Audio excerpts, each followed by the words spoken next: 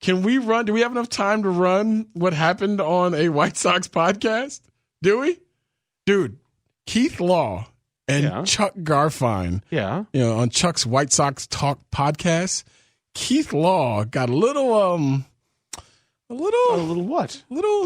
Well, okay, quick setup. So Keith Law wrote about Luis Robert or whatever his name is. You got to on the and end. Like people were getting upset at Keith Law because one scout was quoted as saying he's the best, most talented player on the planet, and Keith Law is like, let's pump our brakes a little bit. He's still probably going to be a very good player, but let's relax. Right. And so White Sox fans came after him on Twitter. So Chuck Garfien had him on the White Sox Talk podcast, and Chuck wanted to dig a little deeper into that. I'm assuming the scouts that you spoke to were not members of any of the clubs interested or having the financial wherewithal to sign him in the first place. Is that correct?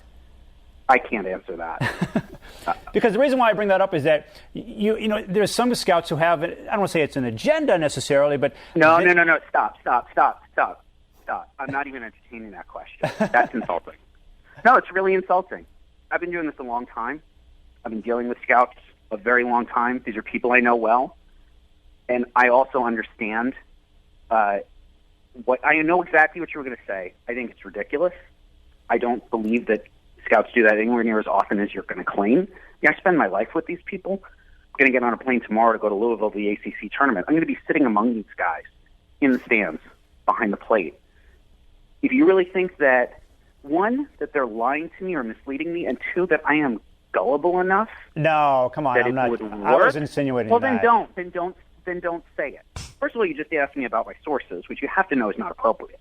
And second, is we're just going to say, yeah, but these guys were what? That they've got an agenda? They're misleading me? They're bitter they didn't get the player? Wherever you were going, just stop. It's pointless. I gave you a bunch of opinions from a bunch of different clubs, scouts from a bunch of different clubs, who saw Robert at multiple points. If you don't like the opinions, that's fine. Go shop for another opinion somewhere else. But don't start questioning the quality of my sources or the quality of my report. Yeah, no, Keith, all I'm trying to say, we're trying to find the balance here. We're trying to find the balance here, not trying to.